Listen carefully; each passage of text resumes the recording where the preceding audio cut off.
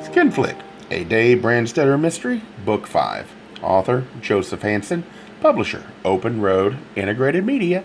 Narrator, Eric Aust. In memory of Dr. Dreadful, who left too soon. Chapter 20. Most of the boats rocking at the long white mooring were dark, asleep. Here and there, a light showed at a porthole and wavered in the black water beneath, but the lap of tide against hulls and pilings, and the hollow knock of their heels on the planks were the only sounds there were until they neared the end of the pier. This was why Fulbright had no near live-aboard neighbors. The loud music from his big white power launch, not the easy listening kind that had whispered from the speakers when Dave was here last. This was some kind of rock. No lights showed. Shadowy figures sat around the sheltered afterdeck. The shifting colors of television screen painted their half-nakedness. Teenagers, they sat on the padded bench along the taffrail and giggled and murmured, and passed from hand to hand a handmade cigarette. When Dave and Delgado stepped aboard, a blond boy stood up and came to them. "No admittance," he said. "Private party." He had the bleached eyebrows, the deep tan, the muscles that made him a lifeguard, a permanent surfer, a beach bum, or all three. The smell of sun came off him. He was taller and broader than Dave and had a wine bottle in his hand.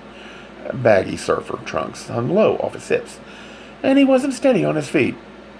"Please leave," he said. "This is urgent," Dave said. "Tell Jack Fulbright it's Dave Brandstetter. He'll want to talk to me." "It's past business hours," the boy said. "I didn't ask for the time," Dave said. "Go tell Jack Fulbright I'm here, please."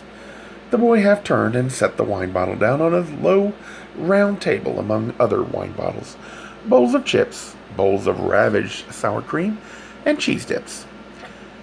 "I could break your arms," the boy said. "If you want a cop show dialogue," Dave said, "my friend here is wearing a gun, and if you try to get cute, he will shoot you in the kneecap." The boy blinked white eyelashes at Delgado. Delgado glowered and put a hand inside his jacket, over the ribcage. He told the blond boy, "He means it." A girl wearing a white Levi's jacket over a bikini came around the table and took hold of the boy's arm. "Ricky, come on and sit down." "Call him on the gun," a male voice said out of the dark. Another one said, "Yeah, let's see the gun." Delgado took out the gun, held it up, put it back. The boy said to Dave, "He told us not to let anybody down there. We can't go down there ourselves. If we have to pee, we pee over the side, right? He's got people down there. He's very busy and doesn't want to be disturbed." Dave went to the companionway, laid back the hatch doors, pulled open the short, shiny, vertical doors, light from the brass lanterns. Down in the cabin made a yellow sheen on the teak wood steps and sent streaks up the brass rails.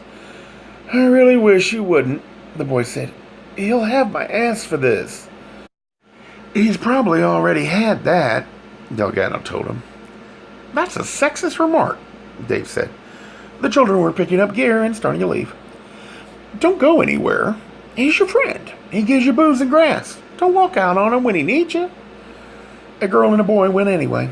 The others stood as they were, doubtful, looking at Dave and Delgado, then at each other. The boy named Ricky said, "Okay, what's it about? Who are you?" "Private investigators," Dave said. "Working for the insurance company that Jack Fulbright's partner had a life policy with. He was murdered. It's serious, right? So you will wait, won't you?" They murmured, took steps this way and that way, then one by one sat down. Dave went down the companionway. At the foot of it, he stopped. Delgado bumped against him. "Sexist or not," he said, "I was right." He pointed the door in the bulkhead separating the cabin with the leather couches and bar and music system. From the cabin with the beds was open, and it showed Dave naked legs waving happily, slim, shaved legs tangled with muscled, hairy legs. The music was very loud down here.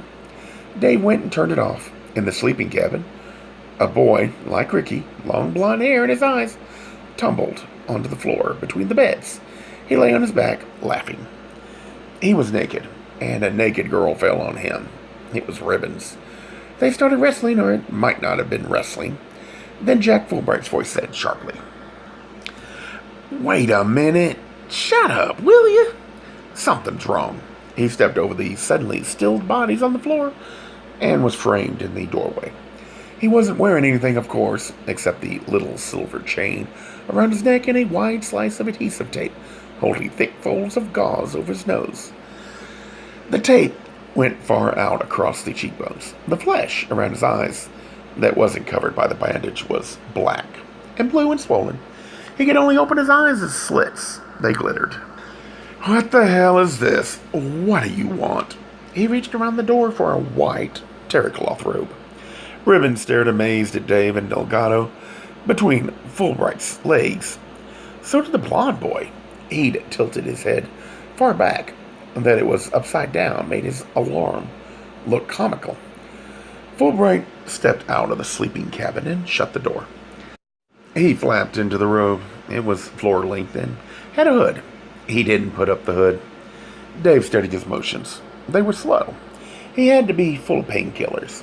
There was no way, without them, that Fulbright could have amused himself as he'd just been doing, only a day after smashing his face on those steps. The pills would have hampered his capacities, but Dave suspected it had taken time and diplomacy and luck to set up this date. Fulbright wouldn't have canceled for anything less than a coma. "Still, the same thing," Dave said. "To know where Charlene is. You lied before. You knew her. You asked Vince Odom to put her in a film. It would cost you, but you didn't seem to care. She meant something to you. So where is she, Fulbright?" Beyond the door, behind the man in the long white robe, there was a rattling noise. Somebody stumbled on the stairs. Dave looked at Delgado, and Delgado pushed Fulbright aside, yanked open the door to the sleeping cabin, lunged through. Dave saw the boy's naked legs disappear at the top of a companionway at the far end of the cabin. Delgado had hold of Ribbons. She had on jeans now, but no top as yet. She squirmed in Delgado's grip and let out little gasps with words muffled inside them of fear and outrage. She tried to hit Delgado with little thin blue-veined fists. Beyond the far companionway there was a splash. The boy must have gone overboard, forward. "I'd like the truth this time," Dave said. Fulbright didn't answer. He watched Delgado bring the struggling, whimpering Ribbons into the after cabin. Delgado set her down hard on the couch. She crushed her arms in front of her little breast and glared up at Delgado through her tumbled hair. Her mouth pouted. "I guess you're going to get it, aren't you?" Fulbright dropped disgustedly onto the couch opposite Ribbons. "Or you'll have the Vice Squad down on me." "You're a poor judge of character," Dave said. He reached into a pocket and brought out the sheaf of invoices he'd gone off with the last time he left this boat. He flipped them at Fulbright. "I'm going to get it by offering you these back." "Or you'll take them to the IRS?" Fulbright nodded. "And the police, and the district attorney, and any other agency I can think of that frowns on theft and cheating and embezzlement, to say nothing of murder." Fulbright shut his eyes, shook his head, grunted, slouched down on the couch, hunching up his shoulders. "I didn't kill him. I felt like it, but I didn't. I figured out another way." A wise smile twisted his mouth at one corner. "I'm cold," Ribbons said. "To shut him up and back him off," Dave said, "after he discovered you were renting equipment to porno filmmakers and not even giving him a share of the take." "It wasn't the money," Fulbright mumbled. "It was the sinfulness of it all. He was going to destroy me." Dave stepped to him and shook his shoulder. "Don't go to sleep on me. Explain this." He held in front of Fulbright's face the fuzzy photo of wanton Charlene on the motel room bed. The slits and the bruised swellings opened for a moment and closed again. "You took it, didn't you? Don't tell me why. Let me guess. Dawson was with her." Fulbright nodded, slowly. His voice was almost inaudible now. "You know already. Why ask me?" He raised a very slow hand and very gingerly touched the bandage across his nose. "Leave me alone, all right?" "I'm cold," Ribbons whined, and Delgado went into the sleeping cabin and brought back a white Irish hand-knitted sweater. She put it on. It must have belonged to the boy or to Fulbright. It was much too big for her. She huddled down in it, glowering, sulking. "You're welcome," Delgado said. "I found him looking at magazines in his office one night when he thought I'd gone home. Only I remembered something I needed and I came back." Fulbright blew out air warily. They had pictures of naked little girls in them. A sound came from Fulbright that was almost a laugh. He put them away fast, and I made believe I hadn't noticed. It really shocked me. He looked at Dave for a second and shut his eyes again. "I actually believed the son of a bitch was what he claimed to be until then." "And he thought you still believed it," Dave said, "when he went over to Spence Odom's studio and tore it apart and snatched back all the stuff that belonged to Superstar Rentals and threatened to wipe you out." Fulbright nodded, even more slowly this time. Dave looked at Ribbons. "Take Mr. Delgado to the galley and come back with some coffee, please. On the double, as we say on shipboard." Ribbons gave no sign of doing what he asked. Delgado pulled her to her feet. He pushed her ahead of him through the sleeping cabin. Dave didn't watch where they went. He asked Fulbright, "You already had Charlene for a little playmate by that time, right? Where did you find her?" "You wrecked my face," Fulbright said. "It hurt like hell, and I'm full of dope. I can't go on with this. I can't figure out what the hell to say." "Try the truth," Dave said. Fulbright drew a deep breath and pushed himself a little more erect on the couch. He said loudly, "I found her in a place on Sunset called the Strip Joint, where kids dance and drink soda pop and hustle sex for bucks, for pot, for cocaine, for auditions, for whatever you promise them. And you rent stuff to filmmakers," Dave said, "so you have connections with producers. She thought you could get her into the movies. Also, I had a boat," Fulbright said. "She hadn't been on a boat before. She thought it was glamorous. Only if I took it out, she got seasick, and if I didn't, she got bored." His voice ran down. He blew out breath again and shook his head. He was having trouble holding it up. "She was about to quit me. Then Jerry found my private records and ripped up Odom's studio and all that." Fulbright shut his eyes and shuddered, hunching down inside the big robe. He fumbled for the hood and pulled it crookedly over his rumpled hair. "Man, I have to sleep. I can't go on with this." "They're bringing coffee," Dave said. "So you got Odom to promise to put her in a picture by offering him everything he needed free. And in return for that, you got Charlene to lead Dawson into temptation, remembering all those skinny girl children in the sex magazines that Dawson found so attractive, right? And you stationed yourself outside the motel room window and snapped photographs of Dawson. He wouldn't like featured in his church bulletin." Dave bent to touch a drawer under the couch. "Using one of the cameras you keep here." "Most people," Fulbright said drowsily, "don't realize they can have their picture taken in the dark." He smiled wanly to himself. It shut him up. It backed him off. He whispered a laugh, opened his eyes to the extent that he could open them, and looked at Dave. It also hooked him on Charlene. He couldn't get enough of her. Even though he knew she'd agreed to frame him for me, nothing mattered but sex with Charlene. He'd gone around all his life lusting in his heart after grammar school girls.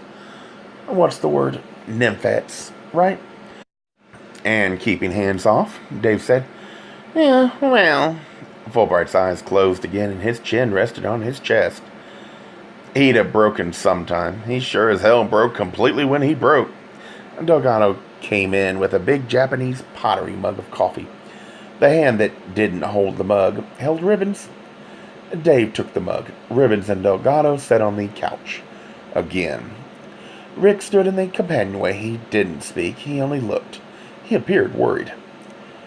"Drink some of this," Dave told Fulbright. He seemed almost to have to be doctoring the man. He put the mug in Fulbright's mouth. Fulbright jerked up his head. "I don't want it." "There's nothing more to tell."